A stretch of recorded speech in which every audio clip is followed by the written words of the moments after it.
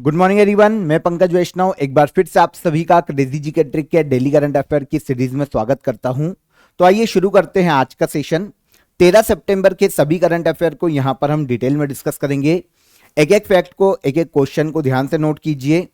Important है, जो fact मैं आपको क्वेश्चन आंसर के साथ बताता हूं वो भी काफी इंपॉर्टेंट होते हैं, इसलिए नोट कीजिएगा। सेशन में एंड तक बने रहिए। पसंद आए तो लाइक और शेयर कर दीजिएगा। पीडीएफ आपको कहां मिलेगा?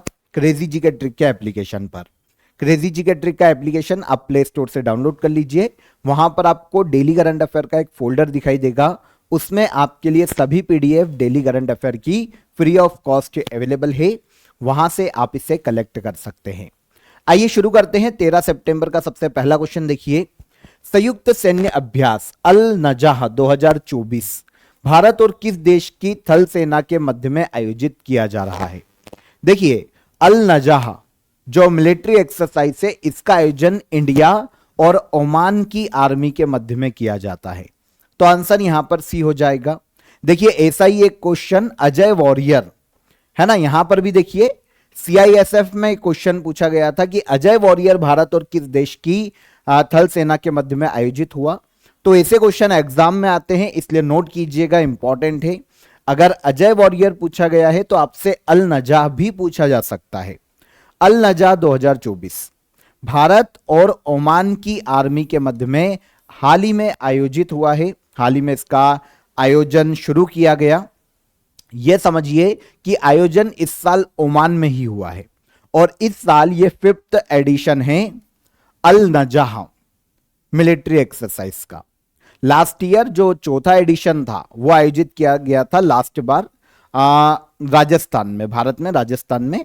लास्ट जो सेशन था, जो एडिशन था, वो आयोजित किया गया था। 2 साल में नॉर्मली एक बार आयोजित किया जाता है।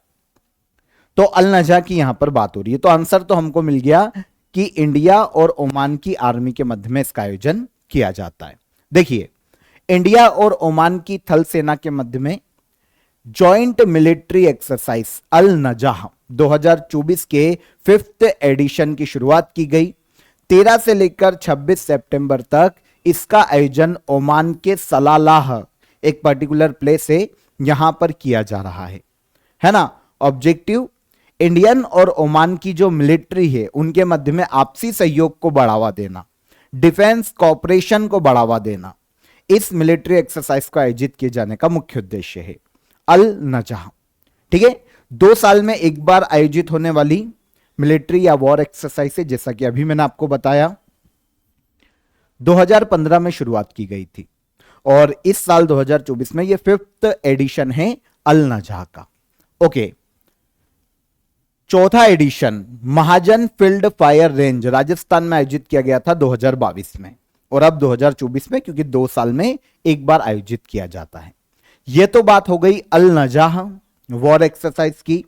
इसके अलावा इंडिया और ओमान के मध्य में एक नेवल एक्सरसाइज भी आयोजित की जाती है और एक एयरफोर्स एक्सरसाइज का भी आयोजन किया जाता है। नेवल एक्सरसाइज है नसीम अल बहर, इंडिया और ओमान के मध्य में, और एयरफोर्स एक्सरसाइज है ईस्टर्न ब्रिज, इंडिया और ओमान के मध्य में।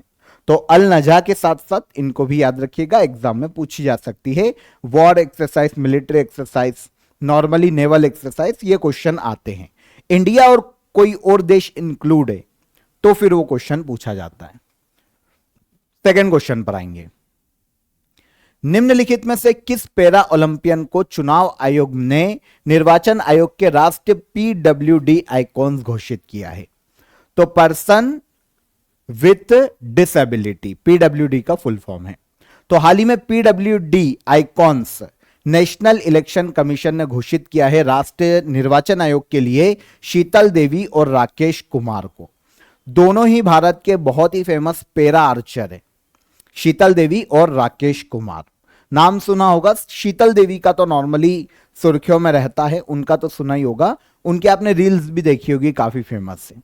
ठीक है, तो इलेक्शन कमीशन ऑफ इंडिया ने पैरा ओलंपियन शीतल देवी और राकेश कुमार को इलेक्शन कमीशन का नेशनल पीडब्ल्यूडी आइकॉन नियुक्त किया है। अब पीडब्ल्यूडी आइकॉन्स के रूप में अब ये पूरे देश में वोटिंग परसेंटेज को बढ़ाने के लिए जो वोटर हैं उनको प्रोत्साहित करते हुए नजर आएंगे। मतदान के प्रति जागरूकता फैलाने के लिए अब ये काम करने वाले हैं देश में। ठीक है ना। तो पैरा ओलंपियन शीतल देवी और राकेश कुमार ने हाल ही में पेरिस पैरा ओलंपिक में मिक्स कैटेगरी में ब्रॉन्ज मेडल अपने नाम किया था। तो ब्रॉन्ज मेडल लेकर आए हैं ये दोनों भारत के लिए पेरिस पैरा ओलंपिक में। ठीक है, बेसिक इंफॉर्मेशन हमको पता होना चाहिए दोनों की। तो दोनों पैरा आर्चर हैं, यहां तक तो हमको क्लियर हो जाता है। किस राज्य से हैं? तो दोनों ही जम्मू कश्मीर राज्य से हैं। शीतल देवी, जैसा कि मैंने आपको बताया, काफी फेमस है। खेलों के क्षेत्र में इनके योगदान के कारण अर्जुन अवार्ड दिया जा चुका है 2023 में शीतल देवी को। और एशियन पैरालंपिक कमेटी के द्वारा best young athlete of the year 2023 घोषित किया गया था शीतल देवी को, पैरा आर्चर। और इनके अलावा है राकेश कुमार, ये भी तीरंदाजी से संबंधित है, आर्चरी से। ठीक है, तो ये दोनों ही इंपॉर्टेंट थे, यहां पर मैंने आपको बता दिए। आगे बढ़ने से पहले आप सभी को ऑफर ऑफ द डे बता देता हूं आप सभी का। तो आप सभी के लिए आर्ट एंड कल्चर का जो रिकॉर्डेड बैच है अक्षय सर का, वो काफी नॉमिनल चार्जेस में यहां पर अवेलेबल है। आपको रिकॉर्डेड क्लासेस मिल जाएगी सभी आर्ट एंड कल्चर। देखिए, सभी एग्जाम में पूछा जाता है, हर एग्जाम में आर्ट एंड कल्चर के कॉमन क्वेश्चन पूछे जाते हैं। तो आपको रिकॉर्डेड क्लास मिल जाएगी, इसके अलावा आपको सभी टॉपिक की पीडीएफ मिल जाएगी और मॉक टेस्ट भी आपके कोर्स के अंदर आपके लिए अवेलेबल है। काफी नॉमिनल चार्जेस से। कैसा भी स्टूडेंट हो, देखिए हमारा नॉर्मली जो मोटिव है ना क्रेजी जी के ट्रिक का, वो यही है कि आपको अफोर्डेबल एजुकेशन प्रदान की जा सके। इसलिए हमारे कोर्सेस के पीडीएफ के प्राइस आप देखना बहुत ही नॉमिनल हम रखते हैं। अगर आपको क्वेरी है, कोई भी डाउट आता है, तो नीचे आपको हेल्पलाइन नंबर दिया गया है, इस पर कॉल कीजिए, आपकी क्वेरी सॉल्व हो जाएगी। तो आर्ट एंड कल्चर, इसकी लिंक आपको डिस्क्रिप्शन में मिल जाएगी, आप डायरेक्ट अवेल कर सकते हैं। आगे आइए। केंद्रीय मंत्रिमंडल ने कितने वर्ष से अधिक आयु वर्ग के लोगों को आयुष्मान भारत जन आरोग्य योजना में शामिल करने का फैसला किया? आयुष्मान भारत जन आरोग्य योजना जानते हैं, आयुष्मान कार्ड बनते हैं नॉर्मली। तो हाल ही में सेंट्रल गवर्नमेंट ने घोषणा की है कि भैया 70 साल के ऊपर जो सिटीजन है, सीनियर सिटीजन, अब उनको भी आयुष्मान भारत जन आरोग्य योजना का लाभ दिया जाएगा। कितने साल के ऊपर के लोगों को? 70 साल के ऊपर के जो सीनियर सिटीजन हैं उनको भी आयुष्मान योजना का अब लाभ दिया जाने वाला है। हाल ही में सितंबर 2024 में यूनियन कैबिनेट ने आयुष्मान भारत प्रधानमंत्री जन आरोग्य योजना के तहत 70 साल से ऊपर के सीनियर सिटीजन के लिए इस योजना को ओपन कर दिया है। अब 70 साल से ऊपर के जो लोग हैं देश में, वो भी हेल्थ कवरेज, हेल्थ बेनिफिट ले पाएंगे आयुष्मान भारत प्रधानमंत्री जन आरोग्य योजना के तहत। आपको पता है इस योजना के तहत देश में जो परिवार हैं उनको 5 लाख रुपए तक का हेल्थ इंश्योरेंस कवर दिया जाता है इस योजना के तहत। अभी तक ये योजना 70 साल से नीचे के जो सिटीजन हैं उनके लिए थी, अब इसको बढ़ाया गया है 70 साल के ऊपर के लोगों के लिए, है ना। बीमा कवर कितना दिया जाता है आयुष्मान भारत के तहत? प्रत्येक परिवार 5 लाख रुपए का, है ना, हेल्थ इंश्योरेंस दिया जाता है। अब यहां पर देखिए, आयुष्मान भारत प्रधानमंत्री जन आरोग्य योजना की बात करते हैं तो शुरू कब की गई, यह भी एक इंपॉर्टेंट क्वेश्चन है। तो 23 सितंबर 2018 को झारखंड से इसकी शुरुआत की गई थी, रांची से अनाउंस किया गया था। 5 लाख रुपए तक का बीमा कवर दिया जाता है जो भी फैमिली इसके दायरे में आती है, जो भी लाभार्थी परिवार हैं उनको 5 लाख रुपए का। ठीक है। कैबिनेट ने देश में मौसम के प्रिडिक्शन को और अधिक सटीक बनाने के लिए, एक्यूरेट बनाने के लिए कौन से मिशन को हाल ही में मंजूरी प्रदान की? तो सेंट्रल कैबिनेट ने देश में जो मौसम का पूर्वानुमान होता है, देखिए भारत कृषि प्रधान देश है और नॉर्मली जो एग्रीकल्चर है ना उसका पूरा दारोमदार वेदर पे ही है। किसान बर्बाद हो जाते हैं अगर वेदर ऊपर नीचे हो जाए। तो भाई मौसम का पूर्वानुमान मिल सके और सटीक तरीके से, इसके लिए केंद्र सरकार ने या कैबिनेट ने मिशन मौसम को हाल ही में मंजूरी प्रदान की है। मिशन मौसम, ठीक है। देखिए सितंबर 2024 में कैबिनेट ने मिशन मौसम को मंजूरी प्रदान की और इसके लिए 2 साल के लिए, आने वाले 2 साल के लिए सेंट्रल कैबिनेट ने 2000 करोड़ रुपए का प्रावधान किया। 2000 करोड़ रुपए प्रदान किए जाएंगे ताकि भाई मौसम के पूर्वानुमान के लिए और अच्छी टेक्नोलॉजीज का यूज किया जा सके। टेक्नोलॉजीज का यूज करके क्लाइमेट कंडीशन की इंफॉर्मेशन और एक्यूरेट तरीके से जनरेट की जा सके ताकि किसानों को लाभ हो, देश के लोगों को लाभ हो। तो इसे नाम दिया गया है मिशन मौसम। एक्चुअल में मिशन मौसम के तहत मिनिस्ट्री ऑफ अर्थ साइंस के 3 इंस्टीट्यूशन को जिम्मेदारी दी गई है कि वो मिलकर मिशन मौसम को इंप्लीमेंट करेंगे। कौन कौन? Indian meteorological department, Indian institute of tropical meteorology, national centre for medium range weather forecasting. ये तीनों संस्थाएं मिलेगी। मिशन मौसम के तहत इनको और अच्छी टेक्नोलॉजी प्रोवाइड की जाएगी। सैटेलाइट के माध्यम से यूज करके, अच्छी नई नई टेक्नोलॉजीज का यूज करके ये मिशन मौसम के तहत और सटीक जो वेदर की जानकारी है वो किसानों को प्रोवाइड कर पाएगी। तो सेंट्रल की बहुत ही अच्छी, आप इसको बोल सकते हैं, इनिशिएट है एक तरीके का, जो कि हाल ही में सेंट्रल गवर्नमेंट की जो कैबिनेट है उसने इसे मंजूरी प्रदान की है। फायदा क्या होगा? तो भाई शुरू में ही मैंने आपको नॉर्मली फायदे ही बताए हैं। इंडिया के वेदर और क्लाइमेट से संबंधित साइंस, रिसर्च और सर्विसेज को बढ़ावा मिलेगा, है ना, मिशन मौसम के तहत। खराब मौसम की दशा और क्लाइमेट चेंज के प्रभाव से निपटने में मदद मिलेगी। जो कृषक है उनको पहले ही इन्फॉर्म किया जा सकता है कि वेदर कैसा रहने वाला है, उसके आधार पर वो अपनी बुआई कर सकते हैं। जो उन्नत अनुकूल फसल हैं उनको बो सकते। तो इन शॉर्ट एग्रीकल्चर में भी भाई सुधार होगा अगर वेदर की सटीक जानकारी मिलती है तो मिशन मौसम इन सभी में मदद करने वाला है। देश में इलेक्ट्रिक मोबिलिटी को बढ़ावा देने के लिए केंद्र सरकार ने किस योजना को मंजूरी प्रदान की? इलेक्ट्रिक मोबिलिटी समझते हैं क्या होता है? इलेक्ट्रिक मोबिलिटी क्या है? जो इलेक्ट्रिक बसेस है, इलेक्ट्रिक वाहन है, उनको बढ़ावा देने के लिए, ठीक है। तो नॉर्मली सेंट्रल गवर्नमेंट ने इलेक्ट्रिक मोबिलिटी को बढ़ावा देने के लिए हाल ही में एक योजना को मंजूरी दी है और इसे नाम दिया गया है पीएम ई ड्राइव योजना। इसे सेंट्रल कैबिनेट ने हाल ही में मंजूरी प्रदान की, ठीक है। पीएम ई ड्राइव प्लान है ये। इस प्लान के लिए 2 साल के लिए 10,900 करोड़ रुपए सेंट्रल गवर्नमेंट ने मंजूर किए हैं। उद्देश्य एनवायरमेंटल प्रोटेक्शन। ई वाहन बढ़ेंगे, इलेक्ट्रिक वाहन बढ़ेंगे तो ऑब्वियस सी बात है इलेक्ट्रिक वाहन एनवायरमेंट को हार्म नहीं करते, है ना। जो एनर्जी एफिशिएंसी है भारत की, उसमें इंप्रूवमेंट को बढ़ावा मिलेगा, सुधार को बढ़ावा मिलेगा और अर्बन ट्रांसपोर्टेशन सिस्टम में इंप्रूवमेंट लाने में मदद मिलेगी।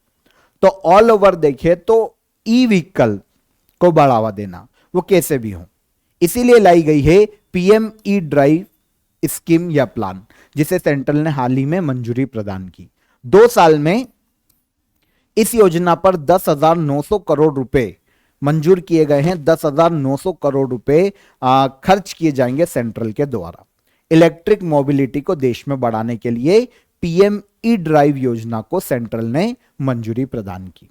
ऐसी अदर स्कीम भी चलती है ना, जैसे पीएम ई bus service payment security mechanism, ठीक है, पीएसएम प्लान इसे कहा जाता है।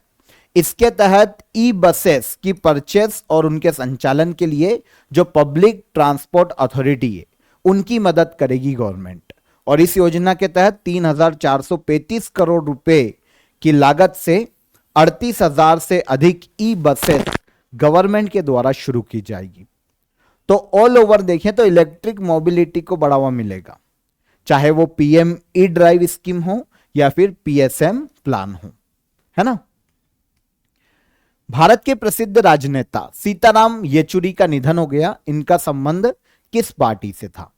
तो सीताराम येचुरी, आपने काफी इनका नाम सुना होगा। ये communist party of India Marxist से संबंधित व्यक्ति हैं जिनका हाल ही में निधन हो गया। आंसर भी इन पर क्वेश्चन देखिए आरआरसी में पूछा गया है, निम्नलिखित में से कौन कम्युनिस्ट पार्टी ऑफ इंडिया के नेता है? तो भैया ये सीताराम येचुरी, इसके अलावा भी काफी क्वेश्चन आए हुए हैं communist party of India Marxist से, तो हम बात करेंगे उसकी। पहले तो ये ले लो कि अभी जिनका निधन हुआ है सीताराम येचुरी, ये किस पार्टी से है? तो communist party of India Marxist, है ना। देखिए ये आप इमेज देख सकते हैं सीताराम येचुरी की। देखिए 12 सितंबर को कम्युनिस्ट पार्टी ऑफ इंडिया के मार्क्सिस्ट, दो अलग अलग है समझना, तो यहां पर मार्क्सिस्ट लग रहा है, ये अलग है। सेक्रेटरी जनरल है सीताराम येचुरी, जिनका हाल ही में निधन हो गया। ठीक है, तमिलनाडु राज्य से नॉर्मली ये बिलोंग करते थे, तमिलनाडु में इनका जन्म हुआ था, लेकिन 2005 में वेस्ट बंगाल से राज्यसभा के सांसद चुने गए थे और 2016 में राज्यसभा में बेस्ट पार्लियामेंट्री अवार्ड से इन्हें सम्मानित किया जा चुका है। सीताराम येचुरी, हाल ही में इनका निधन हो गया। किस पार्टी से? Communist party of India Marxist. इस पार्टी की बात करते हैं तो 1964 में जो original communist party of India थी सीपीआई, उससे अलग होकर communist party of India Marxist का जन्म हुआ था।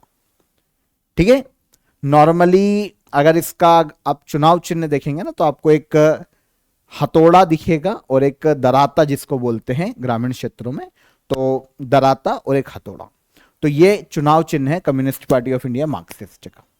ठीक है, तो इंपॉर्टेंट है, ध्यान रखना, एक रेड फ्लैग के अंदर ये आपको देखने को मिल जाता है। यहां पर देखिए ऐसे और भी क्वेश्चन आए। भारतीय कम्युनिस्ट पार्टी का चुनाव चिन्ह क्या है? तो हथौड़ी दराता। और भारतीय कम्युनिस्ट पार्टी मार्क्सवादी का गठन कब किया गया था? तो ये 1964 में, है ना। तो ये भी पूछा जा सकता है क्योंकि ये क्वेश्चन आए हुए, देखिए एसएससी में आए हुए, तो आपको याद रखना चाहिए। आगे आइए, निम्नलिखित में से किसे लघु कथा 9 यार्ड सारी के लिए सिंगापुर साहित्य पुरस्कार से सम्मानित किया गया? सिंगापुर में वहां पर एक लिटरेसी अवार्ड दिया जाता है।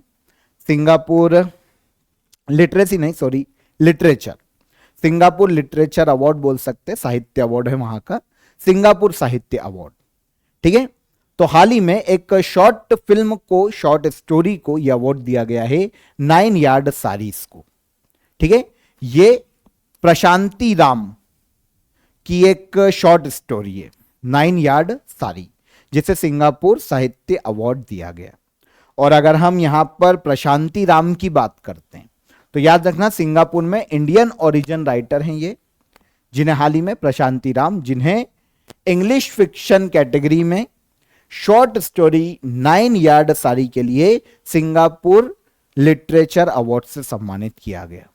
ठीक है, नॉर्मली इनकी ये जो कहानी है इसमें सिंगापुर, सिडनी, न्यूयॉर्क के जो तमिल ब्राह्मण हैं उनकी पीढ़ियों के बारे में बताया गया है और उन पर बेस्ड एक किताब लिखी गई है, एक कथा लिखी गई है।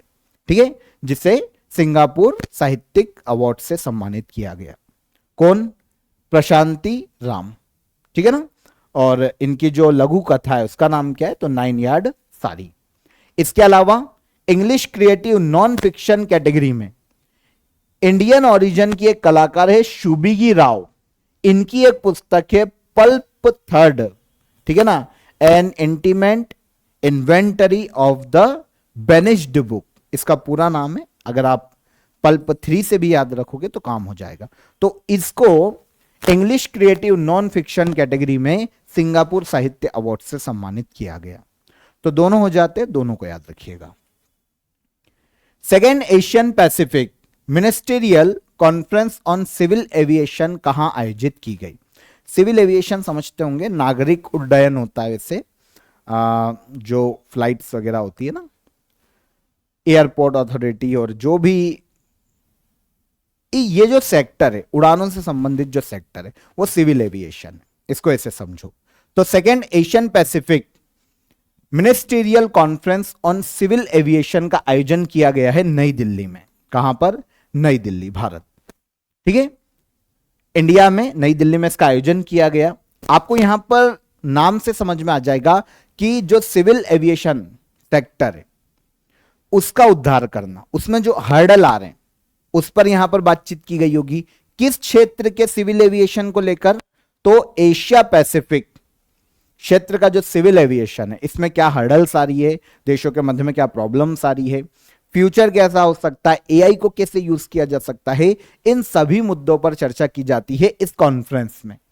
तो second Asian Pacific ministerial conference का आयोजन नई दिल्ली के भारत मंडपम में हाल ही में किया गया है ना।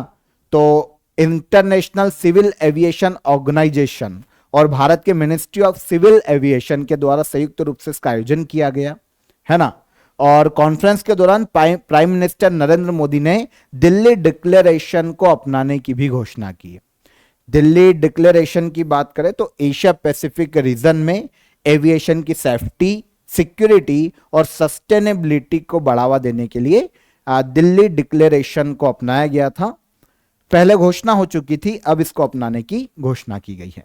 ओके, तो कॉन्फ्रेंस है ये second Asian Pacific ministerial conference on civil aviation.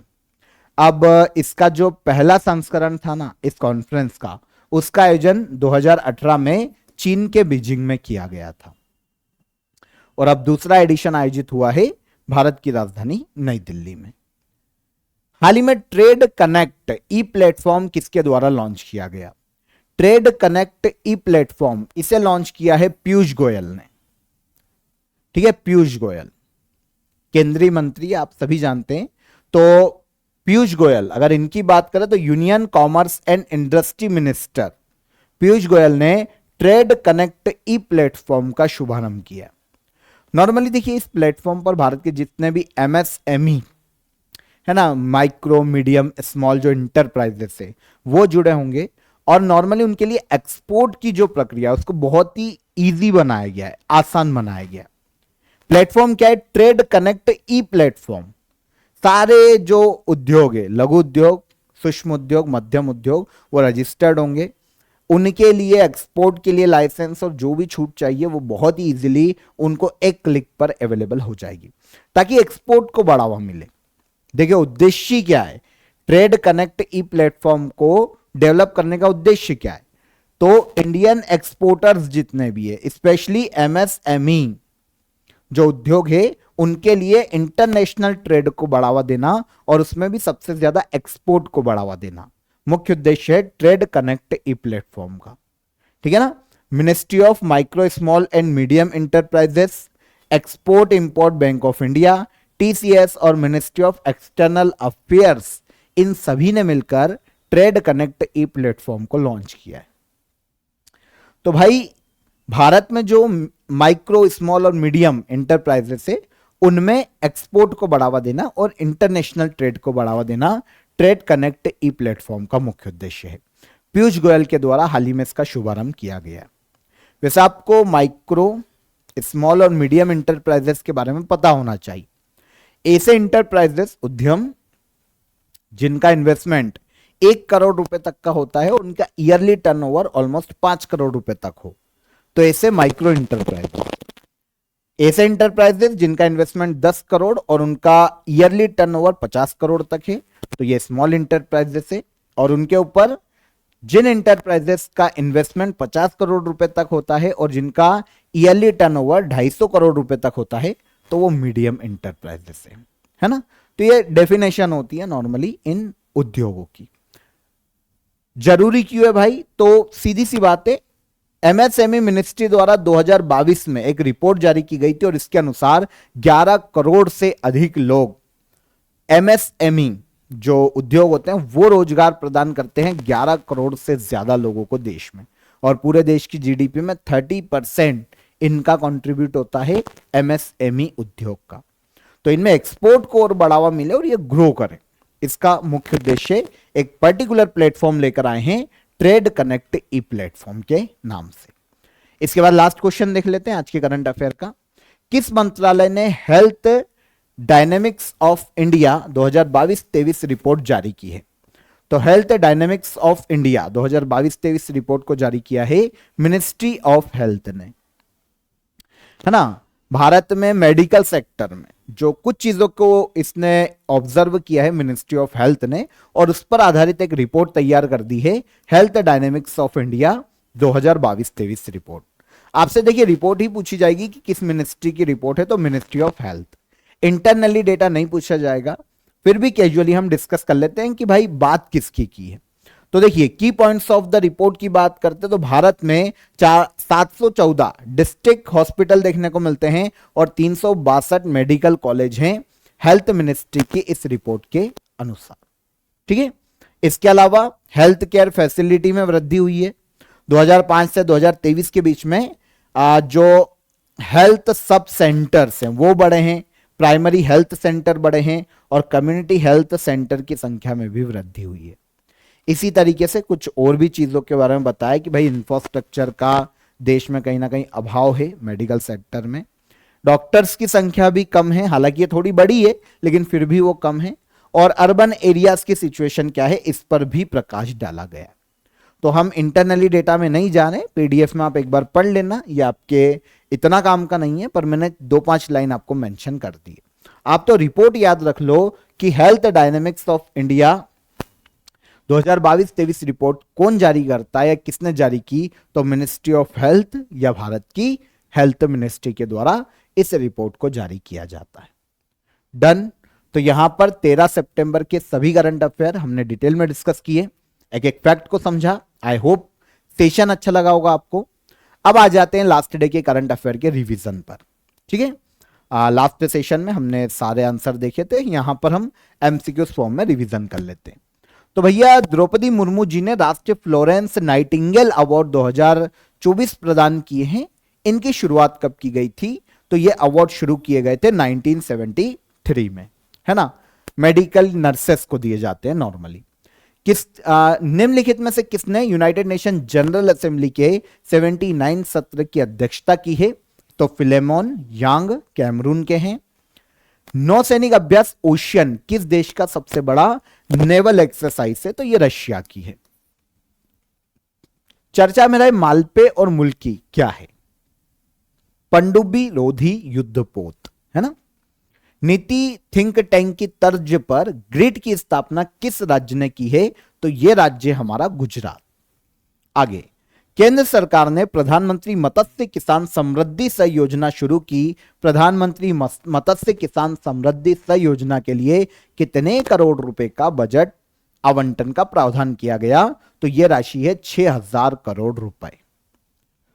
Ashok Raj Sigdel को किस देश का नया सेना प्रमुख नियुक्त किया गया, तो नेपाल का। चर्चा में रही प्रधानमंत्री किसान मानधन योजना कब शुरू की गई थी, तो यह 12 सितंबर 2019 में शुरू की गई थी। आंसर भी 5 साल पूरे हुए हैं। आगे आइए, सितंबर 2024 में भारत और यूएई के मध्य ऊर्जा क्षेत्र में कितने समझौते हुए, तो ये 4 समझौते थे ऊर्जा क्षेत्र में।